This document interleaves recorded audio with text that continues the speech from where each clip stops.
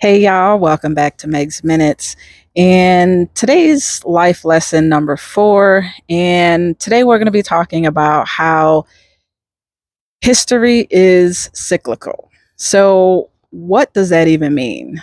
Um, when I was in high school, history, social studies was one of my favorite topics, and it still is to this day. But I had a history teacher who was amazing. He was really tough, but he was a very likable person. He taught history in a very digestible manner. And it's amazing how the lessons that you get taught so long ago sometimes can stick with you and make an impact.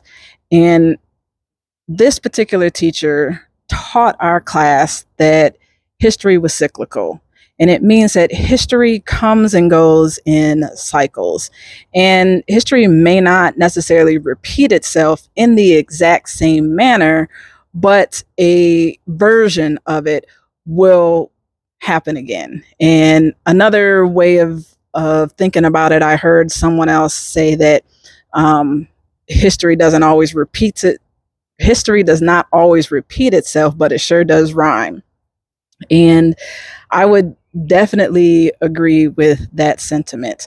So there's a lot going on in the US nowadays, and it's frustrating to sit back and see and watch some of the same mistakes that we have made in history. And instead of progressing and moving forward and treating everybody with civility and basic human rights, some people believe that if someone else has something, then I'm losing something.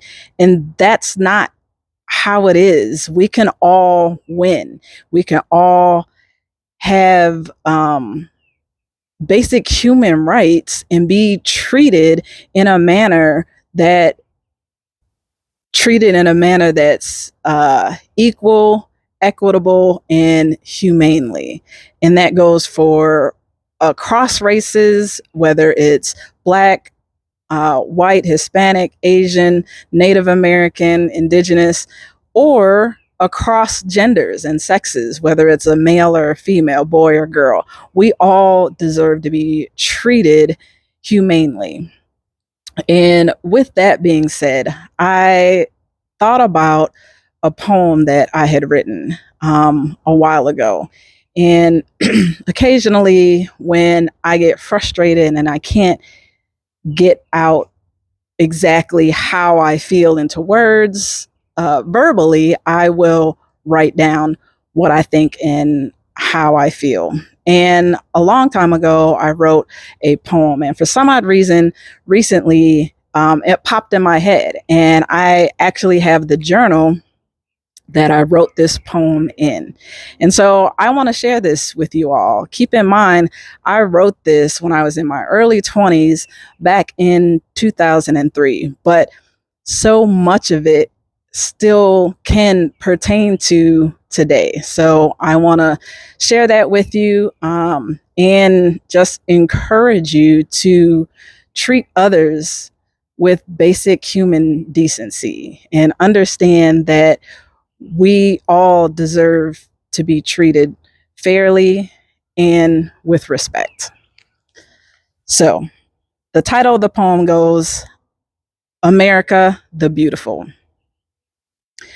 America the Beautiful, but how could that be when we have blood on our hands from another country? What's really going on with the war in Iraq? We didn't want it. Politicians did it behind our back.